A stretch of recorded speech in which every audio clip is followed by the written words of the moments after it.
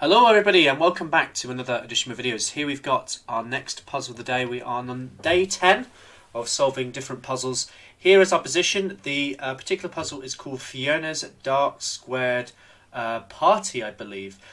So that should hopefully give you maybe a little bit of a hint as to what you need to be looking at in this position. It is black to move. See if you can try and solve this position. Okay, so this particular one, a little bit tricky, but I think it's doable. And essentially, to work this particular one out, you need to have a look around kind of the dark squares of the position. And hopefully when you've had a look over that, you might see that black has got a particular threat in this position that he can play to maybe start affecting white's position. Now, I should start with the checks, captures and threats. Well, the checks here don't really work. If you take the rook, queen takes back, doesn't really do a huge amount. Other checks here in this position, you've got this, but obviously it doesn't work. And then other captures, well, there doesn't seem to be any more here. So we then move on to our threats, and well, you'll notice that black has got this really good, powerful dark square bishop. It's being complemented by his pawn structure as well. And it's controlling quite a lot of different squares in white's position. So hopefully most of you may have spotted this position as being a huge asset in black's position and then played the move bishop to b4. This is the start of our solution. And essentially why this move is so powerful, well, it creates a threat, which is the third part of our CCT for tactics. So it is a threat, and the threat is we are threatening to play the move d4. So when you create a pin, quite often if you want to then start winning material, because this at the moment is what we like to call a relative pin, because this bishop is worth the same as this knight, we want to attack those pins. And to attack a pin, you'll need to play a move like pawn to d4, and this re-attacks the pin and then threatens to win material on the next move. Okay, so white has got a few different ways that he can deal with this. In the solution, it gives rook takes and queen takes here, and then the move d5. And this has a simple idea of stopping us from playing the move d4, but this is where we now got another move that we can play. Because this pawn has come forward, it's no longer defending these two squares. So again, when we're doing these calculations, it's always important to look at wherever our opponent makes a move, what is it no longer defending? And well, now with this pawn coming forward, we can play the move knight to e4.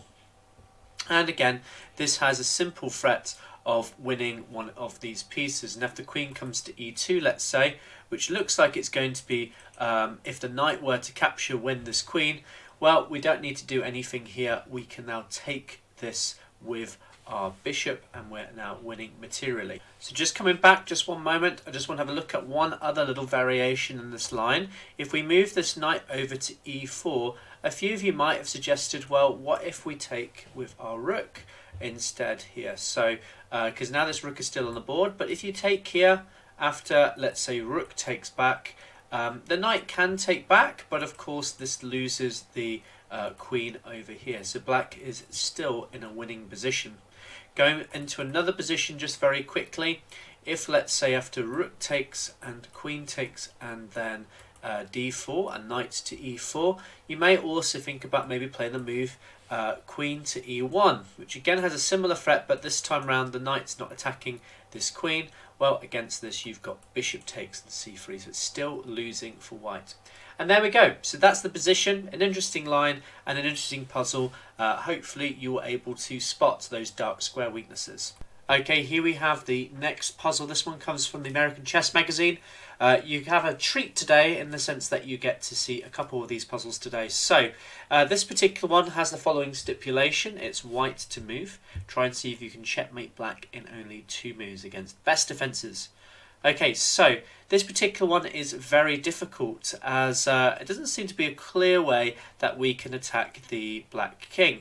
A lot of you might have maybe played the move such as rook to, let's say, d5 with check, and you've taken advantage of the fact that this knight cannot take it back because of this pin. The problem here, though, is if the king comes to c5, there isn't a decent way that we can continue this attack. Black has got far too many squares that he can escape to. And, well, other kind of moves don't really work here. If we move the knight here, this knight gets if you move the knight here, that doesn't get captured. Again, you've got c5 again to get out of danger. And, I mean, it actually does lead to mate in 3, interestingly enough. And there could be a capture like this, but again, black can take back. This actually comes with a check to our king, so these moves don't work. So, as I say with these ones, just like we've seen in some of the other puzzles, the trick to them is trying to work out which one of white's pieces is not doing anything in this position. And hopefully you may have noticed that, okay, these knights, they're kind of doing something there. They're guarding each other. This bishop, okay, it's got pinning this pawn. This rook is guarding these escape squares. This pawn is doing something. This bishop's doing something over here. These squares are being covered, and there's only one flight square here for the king to go to, which is over on c5. So the solution to this one is kind of realizing, okay, well, the only pieces that aren't really doing a huge amount is either this rook or this pawn, but there doesn't seem to be a clear way we can get this rook into the game anytime soon. But we can get this pawn into play. So the solution to this one is actually, funny enough, the move b4. And it might surprise you, but this now cuts off this escape square for this rook, for this king, which allows either the rook to come over to d6 with checkmate, and the king can't escape over to that escape square, or the knight coming over to c3 also with checkmate as well, as we'll see very shortly. So let's have a look at some different moves that black can play in this position. I think firstly we should look at one of the more entertaining moves in this position, which is what happens after en passant checkmate. Well, against this, white has got a very nice solution. He's now opened up his rook over here, which gives him checkmate on a5. Very nice. Okay, other moves that don't work in this position. Let's say after this move, what if black now, for example, plays a move such as maybe knight takes on f4. This comes with a check, seems pretty good. The problem is now we can take back with a knight, and this, because this flight square has been covered, we can then take this with a check and get a checkmate here. What else can they do? Well, d6 can also be met with an interesting line here, because this, although it stops the rook from coming to this square, we can now play the move knight to c3 with a checkmate. This king can't go up this way, and is going to be checkmated quite nicely there. Okay, and what about rook to c8? This appears to block this knight from coming to this particular square, but again, this fails to rook coming to d6. So some very nice solutions there. I hope you're able to solve this one, and I hope you saw some of the interesting lines in this particular composition. Okay, here's the final one. A little bit of a tricky one, this one, as there's lots going on in this particular position. Just so you're aware, black is going down the board, so these two pawns are about to promote. So in this position, it's white to move. Once again, try and find checkmate in 2 moves. See if you can solve it. Okay, so again, with this one, you need to look at which pieces are not doing anything. But I'll just firstly go through some of the failed solutions that some of you might have tried in this position. So queen to b4 is a tempting option, as it looks as though it's going to trap the king against here. So the only legal move is king to c1, and it looks like white's going to win this position because he gets his bishop onto here. The problem here, though, is whilst this is going to be a checkmate in 3, after the rook blocks on d2, and you get a checkmate in 3, it's not a checkmate in 2, so it fails our stipulation that we need to get checkmate in 2. Same thing happens if, let's say, we move our knight to f3, which comes with check. And this would be very good if the king came over to c1. This would be great because we can win in 1 move with a move like this. The problem is, again, black does not need to oblige by that. He can actually come up to e3, and there's not a clear way that we can checkmate in 2 moves. You might try a check like this, but the king keeps running up the board and everything is fine. So another move that could be tried instead of this is queen to d4 with check. Again, c1, this doesn't work again because the king can come up and this all blocks each other.